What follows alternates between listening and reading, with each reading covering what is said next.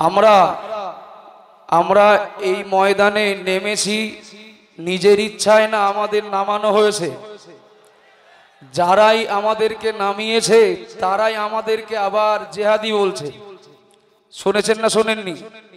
আমাদেরকে অর্থাৎ যারা ওয়াকফ সংশোধনী বিলের প্রতিবাদে মুসলমানদের ঈদগাহ, কবরস্থান, মসজিদ, খানকা রক্ষার দাবিতে সভা সমাবেশ, পদসভা, পদযাত্রা যারা করছেন, এক শ্রেণীর পিতৃ পরিচয়হীন অবৈধ সন্তান, তারা সংগ্রামকারীদেরকে জেহাদি তকমা দিচ্ছেন।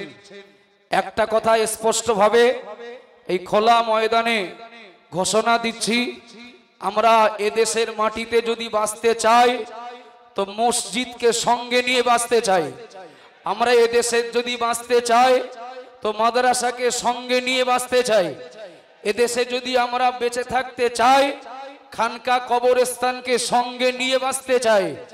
আমাদের মসজিদ, আমাদের মাদ্রাসা, আমাদের ঈদগাহ, কবরস্থান, খানকা যদি না বাঁচে আমরা এদেশে বাঁচতে চাই না। আর আমরা যদি বাঁচতে না পারি তোমরাও কি করে বাঁচো ওটাও আমরা দেখে নেব। যারা যারা ওয়াকফ বিলের, যারা যারা ওয়াকফ সংশোধনী বিলের বিরুদ্ধে যারা সংগ্রাম করছেন, সংগ্রামীদের বিরুদ্ধে যারা জেহাদি তকমা লাগাচ্ছেন তাদের নামগুলো নোটে রাখুন। ব্রিগেড সমাবেশের পর নেতৃত্বদের নির্দেশের অপেক্ষায় থাকুন। ভারতবর্ষের বিভিন্ন রাজ্য থেকে আগে পার্লামেন্ট দখল করে তারপরে বাংলার শত্রু, ভারতের শত্রু, সংবিধানের এই শত্রুদের এক এক করে বাড়ি ঘেরোয়া করতে রাজি আছেন।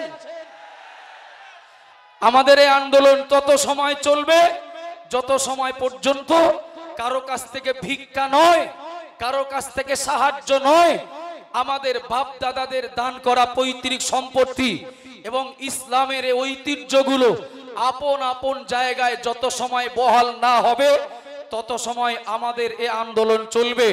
যে সমস্ত রাজনৈতিক দলের নেতৃত্বরা এই আন্দোলনগুলোকে নিয়ে কটূক্তি করছেন, মনে রাখবেন এটা অনলাইনের যুগ, সব কিন্তু রেকর্ড থাকছে। কিছু অবৈধ সন্তান সাংবাদিক আছেন, তারাও এই ওয়াকফ বিলের বিরুদ্ধে আন্দোলনকারীদের ব্যাপারে যারা মন্তব্য করছেন নোটে থাকছে, সব রেকর্ড থাকছে। সুদে আসলে সময় মতো বুঝে নেওয়া হবে। আমা আলাইনা ইল্লাল বালাগ। আসসালামু আলাইকুম।